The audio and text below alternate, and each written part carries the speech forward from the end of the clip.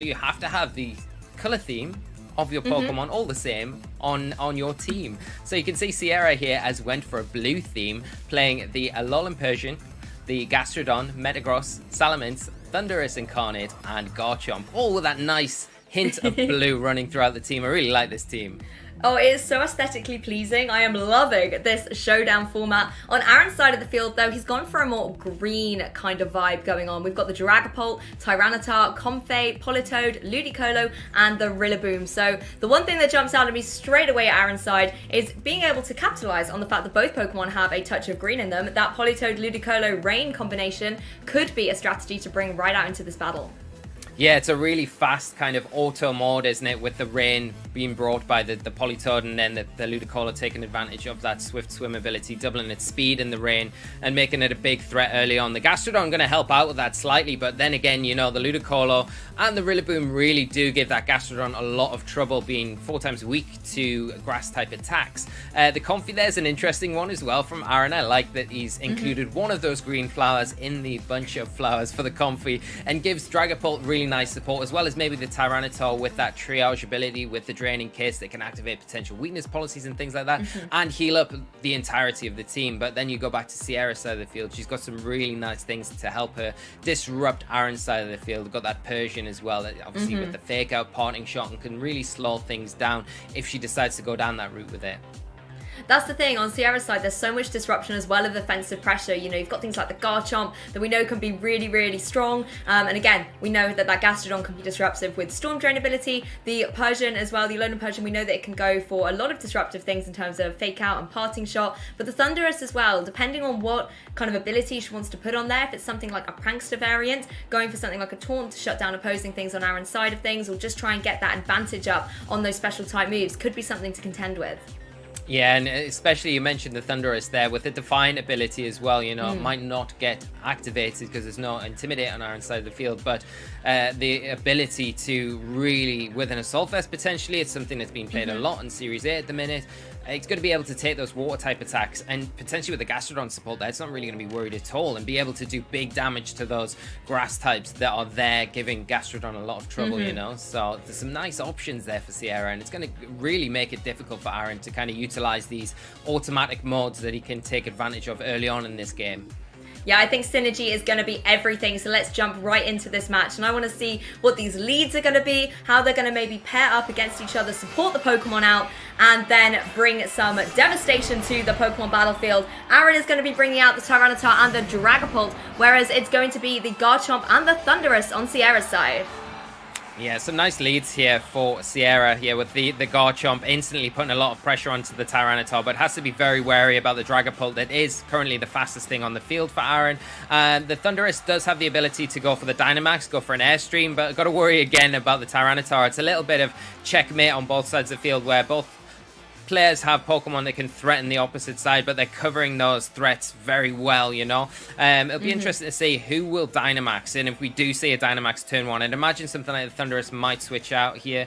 It doesn't really want to sit in and take Rock Slides, but again, at the same time, it can utilize those big Airstreams. It's not really threatening anything with the electric type that it can offer here, so it might be worth preserving it, like I say, for maybe when that Rain Code does make an appearance later on in this game.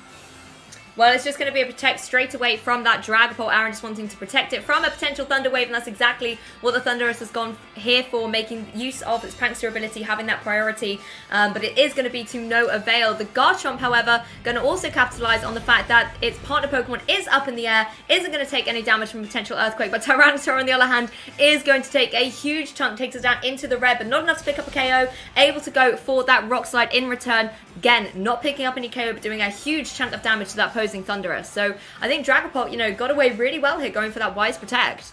Yeah, really nice play there from Sierra as well, instantly putting the pressure on and taking advantage of that Prankster ability on the Thundurus, and it's amazing support because it instantly puts that Dragapult underneath the spear tier of the Garchomp, who we've seen carrying the Life Orb as well, and the amount of damage that it did to that Tyranitar was just phenomenal.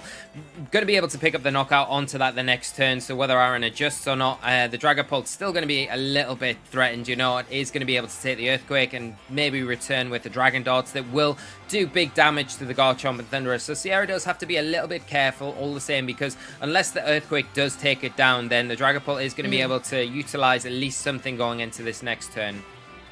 That's the thing, Dragapult can often be an offensive Pokemon, or it can be that little bit tricksy, but instead it's just going to jump off the field and Politoed's going to join the battlefield here, and it's going to be able to reset that weather as well, using its Drizzle ability to bring a little bit of rain. So Aaron really messing around with the weather sort of environment here in this game, trying to make sure it's where he wants it to be, and Thundurus is going to go for that Thunder Wave, this time finding its mark on the Politoed that has switched in. It's going to be paralyzed and have its speed reduced as the Garchomp goes for another one of those powerful Life Orb boosted Earthquakes. Tyranitar, we know, will go down. Politoed able to survive. Looks like it's going to be able to take another one of those as well, but you have to watch out from any electric type moves coming from that Thundurus too.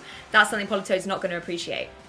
No, definitely not. And I think the one thing, if you do see the inclusion of the Ludicolo here, which we are seeing from Aaron, he's got to really worry about that Thunder Wave from the Thundurus, because that going on to the Ludicolo will overwrite the rain, you know. It will overwrite the swift swim ability, you know. It's going to hit before Ludicolo has a chance to move, and if your Ludicolo is paralyzed, it's not going to be half as, you know, beneficial as if it wasn't. So I don't know if there's a Lumberry there, maybe.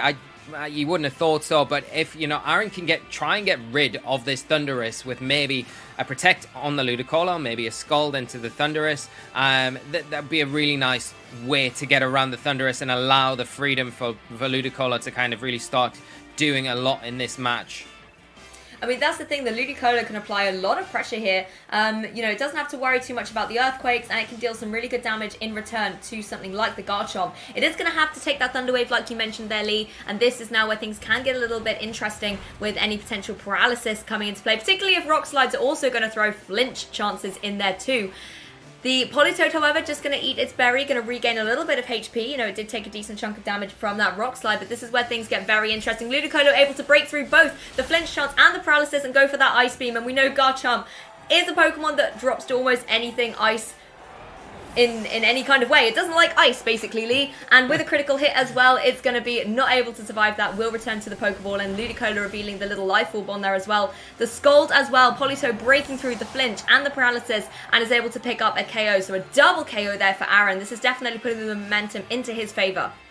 Yeah, I really like the play there where you're not, you know, maxing the Ludicolo, which I think a lot of players would have been tempted to in that position, and really preserving that to later on in this game.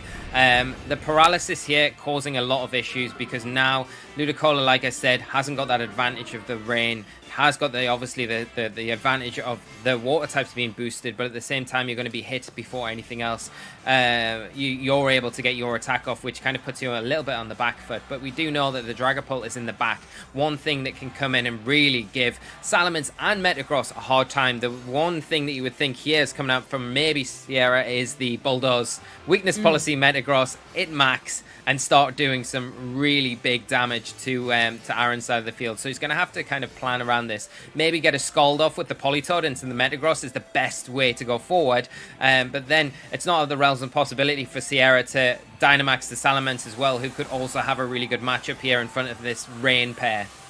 Yeah, there's certainly a lot of variables here. You know, the Ludicolo has revealed it's got Ice Beam. That's something the Salamence doesn't want to take. But we sometimes do see Salamence wearing something like an Assault Vest here, so that could reduce some of the damage. And of course, if you Dynamax, as Sierra has done now, you will also get that additional HP boost too. Something like a Max Airstream going down into that Ludicolo as well will certainly not be appreciated. We know it's got the Life Orb there, and that's exactly what is coming out. The Max Airstream into Ludicolo, and it looks like it is enough to pick up the KO, so it no longer has to worry about taking any of these potential ice moves, and it has just removed one of those threats from the field on Aaron's side. The speed boost as well, certainly going to be appreciated. Why not just get an extra speed boost while we're out here? Metagross going to go for that Rock Slide, however. So again, Politoed has that awkward situation where it's got to break through two potential chances to be prevented from going for a move, and it looks like the Rock Slide have found a way.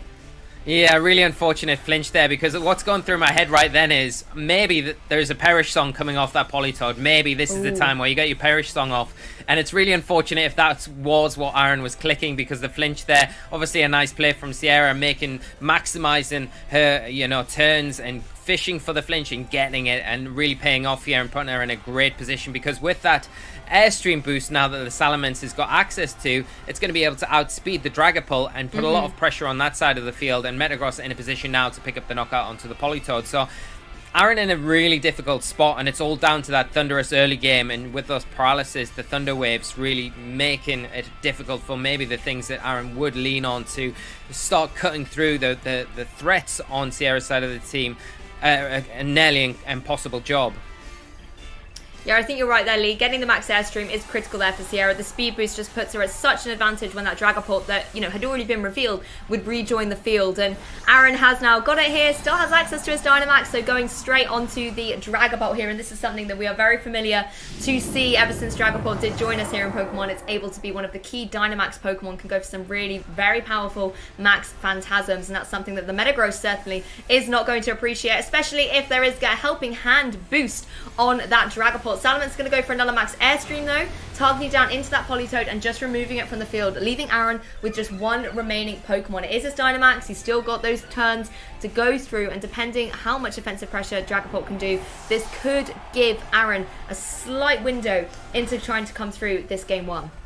Yeah, if you can target the Salamence here and remove it with that helping hand boost, then you're in a great spot to close this one up. Ooh. And it's exactly what we see with that max Wormwind coming out into the Salamence. Like I say, the helping hand boost there is probably enough to just make sure you get the knockout. And Metagross going to find it very difficult now against this Ghost Dragon-type Dragapult that you've already mentioned, Lou, is one of the most formidable Pokemon that was introduced with the Sword and Shield series. I mean, we saw that the Metagross was faster, but those Rock Slides, you can't flinch the Dynamax Pokemon, so Dragapult is just going to be sitting in a great position here to go for something like that Max Phantasm, and I don't think Metagross, even if it's able to survive, is going to be able to do anything really to threaten that Dragapult. It is going to go for that Iron Head, do a decent chunk of damage though, it takes it below 50% HP, but Dragapult does go for that Max Phantasm straight down into the Metagross and picks up a really solid one-hit KO, so just in those final couple of turns, having access to that late-game Dynamax really turned things around there for Aaron. Yeah, an incredible end to that game. Fast and furious, really was. I mean, the Dragapult there, taking the opportunity. I think what Sierra did was a really good turn. When thinking that the Dragapult's in such an awkward position here, the best thing you can do is maybe utilize the Politoed to get some damage, get an Icy Wind off or something like that to really mitigate what the Salamence speed boost has got, and with that Metagross, and you could see why she went for the Politoed that turn, but Aaron kind of seeing through that and then just targeting down the Salamence to just get rid of it. Made the end game very difficult, and the momentum flipped completely then. The Politoed going down to the airstream, and then the Dragapult kind of cleaned up from that point. The big thing though there for me in that match was the Thunderous and how well Sierra used that with that Prankster ability. Now I was surprised when I saw the Prankster there, coming out, because it's not something you generally see too much in Series 8, but you can see how useful that immediate speed control with the Thunder Wave is, and it's very disruptive. It really made life difficult for the Ludicolo and the Politoed to operate. So massive props there, and it was so close towards the end, because if you are Salamence and you target the Dragapult in that situation, you probably pick up them. I don't know, probably pick up the knockout, may pick up the knockout. You're going to be very close at least, and then the game's completely different, so it's fine margins in that one, and makes it even more exciting going into a game 2, Lou. Well, let's jump right into that game 2 now, and Sierra came out so strong in game 1, had excellent synergy with that Thunderous and the Dragapult, and I wonder if we're going to see those same leads jumping out in action. It's going to be a change up there for Aaron. We've got that Tyranitar and the Comfey here on the field, but Sierra's sticking with a combination of the Thunderous and the Garchomp. But I love this so much, because although you can't use Prankster against something like the Tyranitar, the Garchomp has a pretty nice way of dealing with it with those powerful Earthquakes.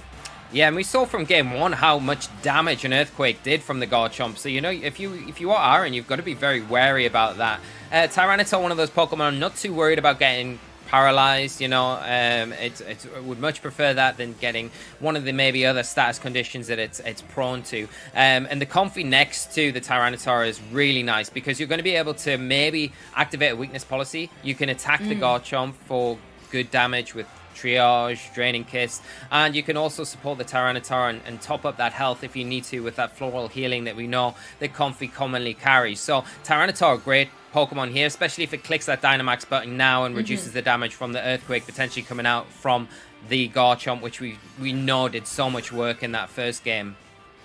Yeah, exactly. It needs that extra kind of HP from the Dynamax, but no Dynamax here. Sierra does manage to switch in the Gastrodon here. The Garchomp, however, going to go straight for the Rock Slide. No Earthquake in this situation. Deals a decent amount of chip to both of the opposing Pokemon on Aaron's side of the field. But Tyranitar breaking through and goes for a Helping Hand boosted Rock Slide of its own. Again, not going to be dealing a phenomenal amount of damage, but the amount of games that we've seen, Lee, where sometimes the chip damage can be the critical thing in the end, this could be detrimental later on down the line. Yeah, all very useful, and a great switch there from Sierra, bringing the Gastrodon in to kind of take that Rock Slide that was potentially coming out from the Tyranitar and cover him potentially if the Tyranitar went for the max there, and Aaron making the better play, really, not wanting to go for the Earthquake and activate a weakness policy. He wants to just get, like you say, that chip damage onto it because it's so imperative in the long kind of game of this match. You know, all the damage counts, and it's all about maybe taking down that Comfey before anything else. You can't ignore the Tyranitar, but it is threatened by the Garchomp right now. If it doesn't Dynamax, an Earthquake will take it out, known from that damage from game 1. Well, Sierra going to make a bold play here, switches that Gastrodon out and brings the Thundurus back in. Very well called here. The Tyranitar going straight for that Protect. So Thundurus able to get in very safely. And of course, the fact that it's not there on the ground means that it doesn't have to worry about any side damage from this Earthquake. Comfey, however, is going to have to take a decent chunk of damage there, taking it down to almost about a quarter of HP remaining. And Draining Kiss going to connect there onto the opposing Garchomp. Does do a decent chunk. Its Fairy type move is going to be super effective, and Comfey able to regain a little bit of HP, put itself right up above 50%, except Rough Skin comes into play. It's been a long time since I've seen that animation go off there, Lee.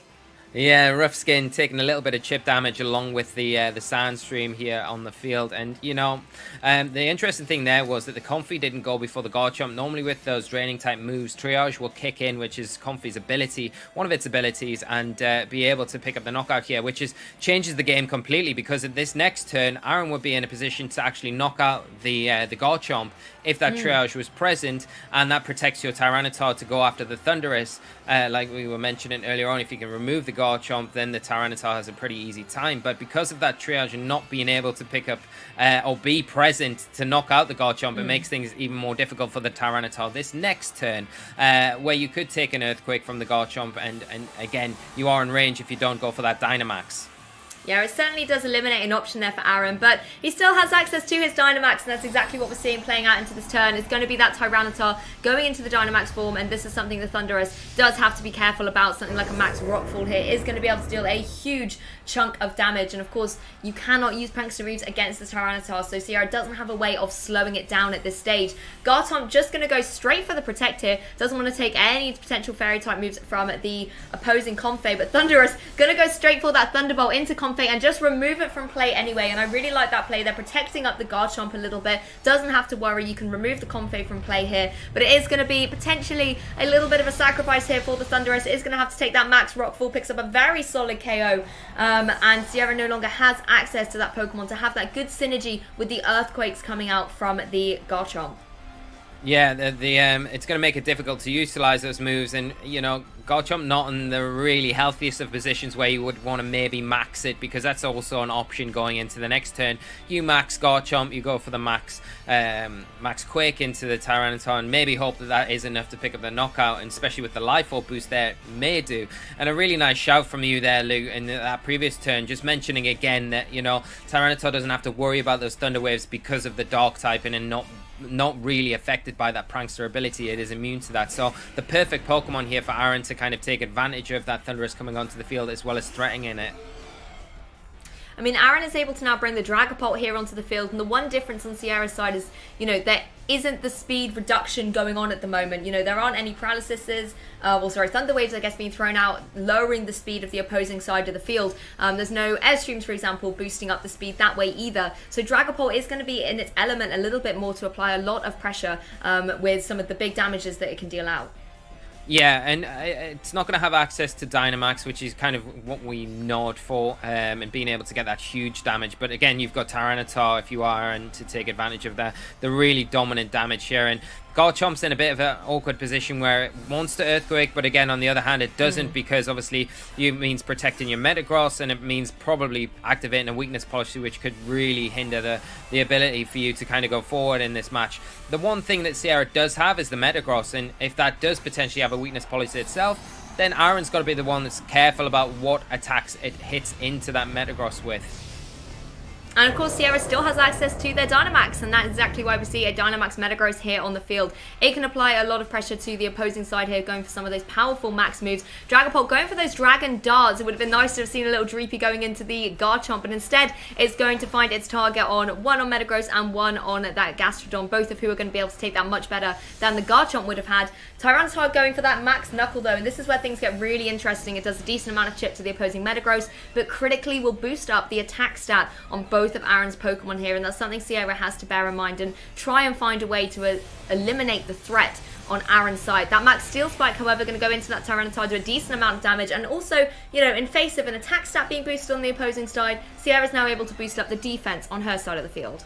Yeah, like you were saying, Lou, she needs to do something about these attack boosts, and she's done exactly that with the Max Steel Spike and mitigating those attack boosts by getting that, the defense boost there, and doing some nice damage in the process to that Tyranitar. The Gastrodon not in a bad spot, but the Dragapult is something that you're going to have to be very wary of going into this next turn with that +1 in attack. It's going to be hitting very hard, and if it goes for a Phantom Force or something, and that allows Tyranitar to maybe get the damage it needs onto Metagross for something like Dragapult to kind of clean it up with that following turn with the Phantom Force, that could be a little bit problematic for her going forward. And Gastrodon as well, it can be a Pokemon of many moves, and sometimes it's really hard to kind of narrow down which 4 you want. But if it is carrying something like an Ice-type move as well, that can be a really great threat against the opposing Dragapult. But Dragapult and Tyranitar actually going straight on the defensive here from Aaron, just wants to maybe stall out one of these max turns. And the Max Steel Spike was indeed going into the Max Guard, so it won't even be able to do any chip damage or get that defense boost on Sierra's side. Gastrodon, however, is able to utilize this opportunity and recover its HP right back up to full. Yeah, and it's a nice turn there to mitigate at least one turn of Steel Spikes to prevent those defense boosts even more, because Metagross, as we know, is a very defensively built Pokemon anyway, so further boosting that defense stat against physical attackers that Aaron's got is going to make things very difficult. So a nice turn to kind of stall out not only the Dynamax turns, but also mitigate some additional boosts there, especially onto the Gastrodon. It has got that kind of free recovery there, and Sierra really taking advantage of potentially some stalling opportunities there from Aaron and making sure that she's getting the most out of that turn. And Gastrodon really now back in a great position. Like you say, if it's got some moves that it can attack potentially Dragapult with, like an ice type attack, it could do some real work going forward in this match. Tyranitar needs to be careful as well, because it's very close to being knocked out, and anything from either of these two, the Metagross or the Gastrodon, will be able to pick up the knockout here onto it.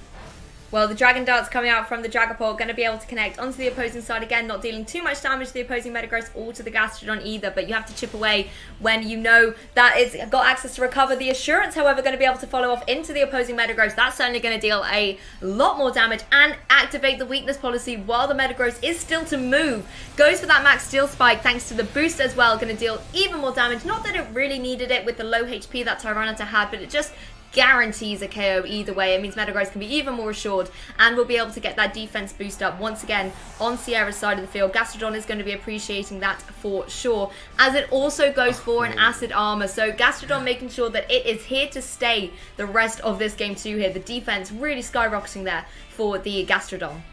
Yeah, the Acid Armor there, really interesting and nice play as well, especially when, the Gastrodon sees a Politoed come onto the field for Aaron. It's thinking, well, this game just got a little bit easier, knowing that the Storm Drain's there as well, and the Dragapult now behind the Acid, the Acid Armor are going to really make that Dragapult its life difficult. It's not going to be able to get the damage onto the Gastrodon now that it really needs to, or we know it for. The Metagross still, has to be careful around the Dragapult. It can go for Phantom Force, and potentially there could be a Perish Song that could come out here, but it's not really going to fall into Aaron's favor to go for that now. He needs to remove something before clicking that button, if he has got access to it, because obviously Sierra's still got 3 Pokemon left, and there is a Garchomp lurking in the back. Yeah, the Gastrodon really is key here, and I think it's wise for Dragapult to kind of get out of the way, avoid any potential Ice Beams coming out here, as Metagross goes for the Rock Slide. Dragapult, of course, going to avoid, but so is the Politoed, and Politoed does actually click that Perish Song, so I mean, Perish Song is always such an interesting mechanic to see, and amazing that Dragapult's able to avoid out the way. Gastrodon able to go for that Earth Power as well, doing a little bit of damage to that Politoed, and you can see the Perish counts coming around as well. Yeah, the Perish Song set there, and like you say, Lou, really nice mechanic there with Dragapult being off the field with that Phantom Force, avoiding the Perish Song, which, you know, it doesn't activate the count there, and Dragapult being safe from that, while everything on Sierra's side of the field is prone to that. On that 3 countdown, after 3 turns, every Pokemon that goes down to 0 will then faint, unfortunately, but because of the Pokemon advantage there that Sierra has got, I think Aaron realizing that, you know, just one switch in that situation would mean probably the Gastrodon having to come out there would mean that, you know, it's going to be impossible to kind of close that game up from that point. So just making the forfeit there and taking us into a game 3, which is extremely exciting, Lou.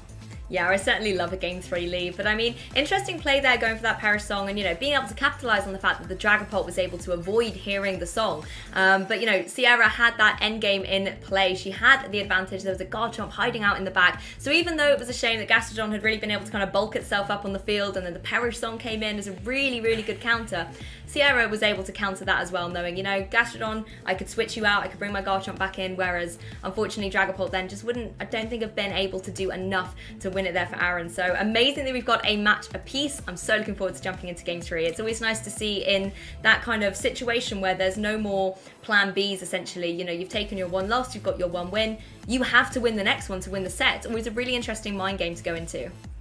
Yeah, and without further ado, Lou, let's get into this Game 3 and see how both players adjust with all this information that we've achieved in Games 1 and Games 2. Well, a really nice adjustment here from Aaron. You've got the Tyranitar and the Rillaboom on the field. And Rillaboom is certainly a Pokemon that can apply a lot of pressure to that Gastrodon that, you know, was very frustrating for him in that game too. Sierra sticking with the tried and tested combination, though, of the Thundurus and the Garchomp. And I really like this situation here. You know, the Garchomp, again, can apply pressure with something like the Earthquake. But with the grassy terrain on the field, that reduces the damage that Earthquake is able to do.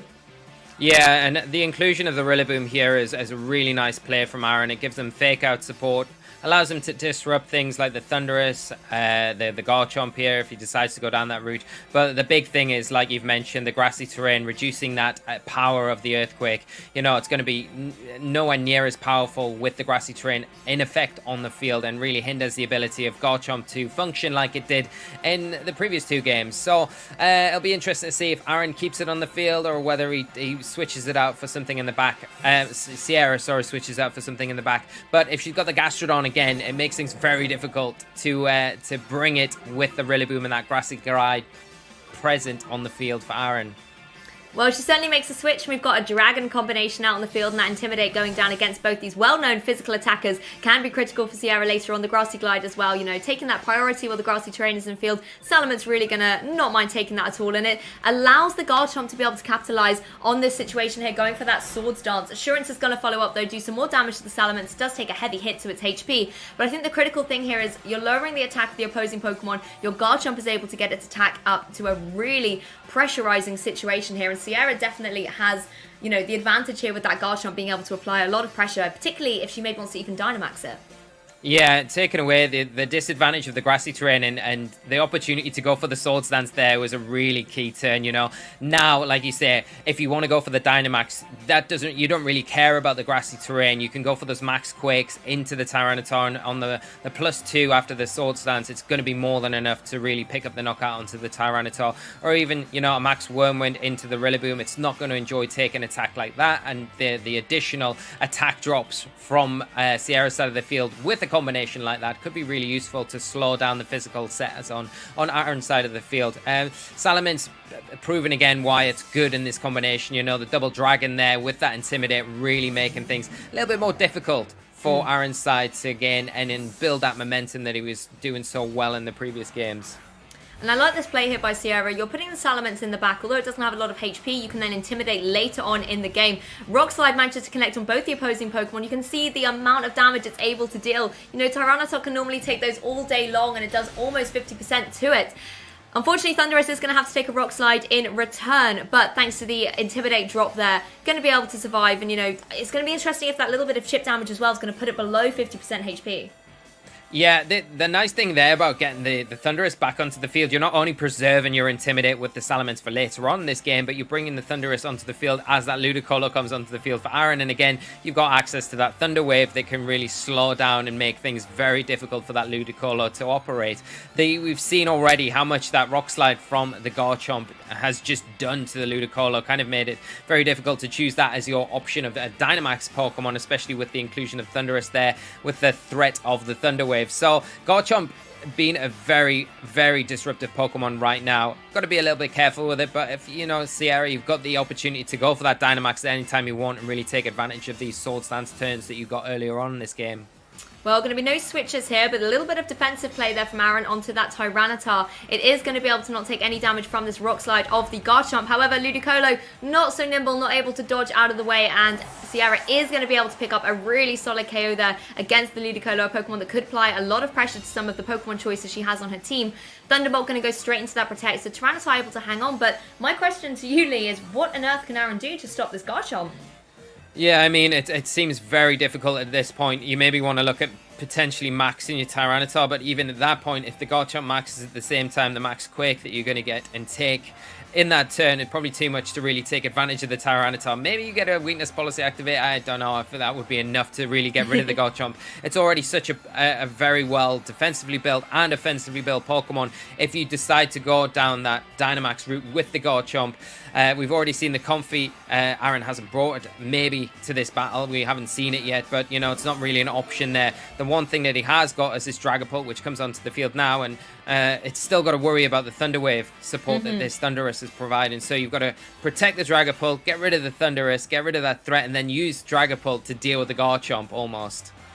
I mean, that's the thing. Dragapult certainly has the potential to try and do some good damage against this Garchomp, remove it from the field with something like a Max Phantasmal. Even those Dragon Darts, you know, they are going to deal a decent chunk of damage. But the problem you've got, like you mentioned there, Lee, that Thunder Wave can connect across the Dragapult, lower the speed, and that just does leave the Garchomp free to start going for some really strong damage. Both of our trainers as well do still have access to their Dynamax, and if Sierra did want to go for something like that Max the Max Wormwind on her Dragapult and try and on her Garchomp, sorry, and try and target down into the opposing Dragapult, that's going to be dealing a phenomenal amount of damage. And Aaron wants to switch things up here, brings the Rillaboom back here onto the field, this time unintimidated, as Dragapult does just go defensive and go straight for a Protect.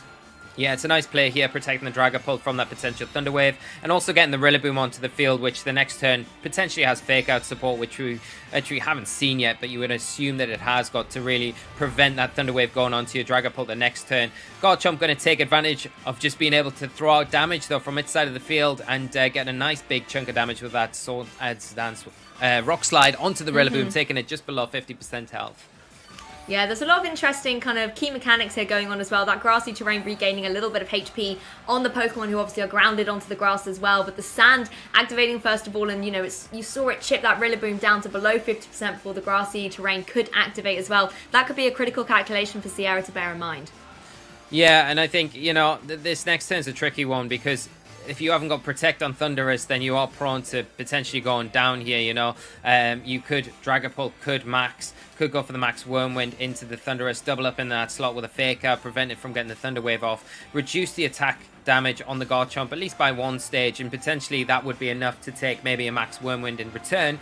And because you've got something like Clear Body on the Dragapult, you aren't taking those attack drops because of the ability there, so it makes things very difficult quite quickly. Sierra going to have to try and maybe reposition the Thundurus later on in this game if she is threatened from that potential Fake Out play. Yeah, it's one of the things that makes Dragapult so strong, not taking any of those Intimidates. But it's going to be the Dynamax here for Aaron. Looks like it is indeed going to be that Dragapult. And I think this is a good option for him, making sure that you do have a Pokemon that's going to be able to, you know, if it's able to connect, remove the Garchomp here from play. You know, something like the Paralysis could come into effect here, and I wouldn't be surprised to see that Thunder Wave going straight into the Dragapult. It's exactly what Sierra has opted to do, and this is where things can get very, very dicey. There's no Dynamax on the opposing side. It's going to be the Rock Slide coming out from that opposing Garchomp, and gets a critical hit as well on the Tyranitar, removing it from play. Yeah, and taking down the Tyranitar is a nice play. It protects the Thundurus a little bit more, but the Thundurus now has kind of done its job, where it's got that the Thunder Wave into the Dragapult, you know, being able to paralyze it. Aaron's doing everything right and trying to mitigate that paralysis with the max airstream, getting another speed boost there, but it's very difficult, and that Garchomp's still very threatening in his position, you know. If it does decide to go for that max at any point, it's got the potential to pick up the knockout onto the Dragapult, but got to be wary. Obviously the Rillaboom's still in the back to come in for Aaron and can, you know, put on some pressure with something like the Grassy Glide, but things looking a little bit more tricky now for Aaron to close this one out, whereas Sierra feels like she's got all the momentum kind of still behind her here. Yeah, exactly, and it was a perfect time there for Rillaboom to rejoin the field. You know, the grassy terrain had gone away. Rillaboom now has the opportunity to reset it and just try its best to keep those earthquakes at bay a little bit longer. It can, of course, like you say, apply some pressure with something like a Fake Out or a Grassy Glide. You know, that's something that Aaron can do here while it's unintimidated. But we know that Sierra does have access to that Salamence potentially in the back. It could come forward. It could try and get that Intimidate off onto the Rillaboom once again. Yeah, I don't know if it's really... Yeah, it's a nice option because obviously it resists the Grassy Glide that could potentially come out into the Thunderous or a Fake Out into that slot. And the Intimidate's always going to be useful into the Rillaboom, especially for the late game, depending on what you've got in the back if you are Sierra. But I think the big thing here is trying to utilize your Garchomp now. Make sure that you are taking advantage of that the attack boost and obviously the speed advantage that you've got going into this next turn. Well, Fake Out goes straight into the Thunderous. The Garchomp is able to go for the Rock Slide, but does actually avoid both of the Pokemon on Aaron's side of the field. But Dragapult not able to capitalize. It's paralyzed, Lee. So much going on in that turn. Yeah, so much going on and not really much as well at the same time. The double Rock Slide miss and the paralysis there and the Dragapult kind of just were back to kind of square one, except there's no Fake Out going into this next turn. The big thing here would be Sierra probably not got that Dragon type attack on the Garchomp, you know, with the Earthquake, with the Rock Slide, the Sword Stance, you know, opting for that kind of coverage rather than the Dragon type coverage, because I think otherwise you would have probably maxed it before now, so it makes more sense for why you're just trying to utilize Garchomp as best as possible now before it goes down to make room for something else to come in the late game and stall out these Dragapult max turns as well.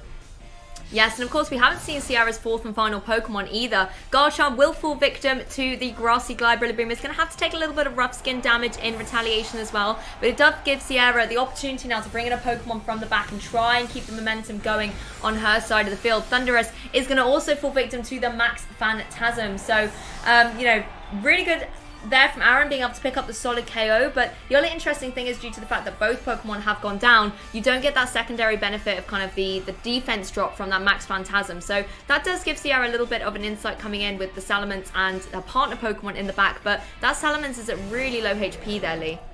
Yeah, really low HP, but I think the Intimidate's probably going to be the most beneficial thing here to allow it to take potentially a Grassy Glide from that grassy terrain boosted attack from the Rillaboom. You know, it's probably got enough HP, especially with its Dragon type, to be able to take that. It'll be able to outspeed the opposing Dragapult as well, and potentially get that Bulldoze combination going with the weakness policy on the Metagross. And from there, it's very difficult because Aaron has already used these max turns, and Sierra really been playing this perfectly, patiently, you know, waiting to this perfect moment, setting everything up, utilizing the Garchomp, and then in this position now where she can potentially go for a Bulldoze and potentially get the Metagross maxed and just start cutting through Aaron's side of the field. I mean, we see it time and time again with that late game Dynamax can come through so clutch, and Sierra is going for it here. I believe this is going on to that Metagross, so it allows it to have that extra HP. Again, Metagross, the Pokemon, doesn't want to take any of these ghost type attacks, and that's where Sierra has perfectly set things up the way that she wants it. That Dragapult speed is being hindered by the paralysis there. It does allow that little bit of insight to try and pick up a KO against it, and having the extra HP as well due to the Dynamax could come in beneficial. Rillaboom is going to fall victim to the Air Slash as well that came out from that opposing Salamence, leaving Aaron with just one Pokemon remaining. It is able to dash off the field with the Phantom Force, but as soon as it reappears, it's going to be the prime target for both of Sierra's Pokemon. Yeah, that's the problem. Like, you avoid the attack this turn, but the next turn you know you're not going to be able to pick up the knockout onto the Metagross, and you're going to take a lot of damage in return, and potentially this game is already over. I think Sierra's, like we've said, kind of set up this end game position really well, where the Metagross is just in a phenomenal position, and I almost like not going for the Bulldoze there, where you're just utilizing the offensive pressure of the Salamence just to get rid of the Rillaboom while you've got the opportunity to, not messing around, just going for what you need to do to close this game up as best as possible, and that's what we're seeing here. Like you say, the Dragapult able to avoid at least an attack for one turn, but you know, it is only one turn, and now it's kind of staring down the barrel at the Metagross, hitting it with a big max steel spike to close this one up. Yeah, exactly. And Salaman's going for that air slash. Of course, Dragapult is able to avoid. It doesn't get paralyzed, though. It's able to come through and deal a good chunk of damage to that opposing Metagross with a cheeky critical hit to boot. But Metagross, I think, is going to have the last laugh here, able to activate its own weakness policy. And with Dragapult back on the field, that max steel spike coming right down, going to be able to connect onto its target, do a huge chunk of damage, and pick up the KO, meaning that Sierra Hunter is our Caster Showdown Color Battle Champion. Blue is victorious here, but no, massive congratulations to Sierra. She played that one phenomenally in the in that third game, you know. Aaron made some really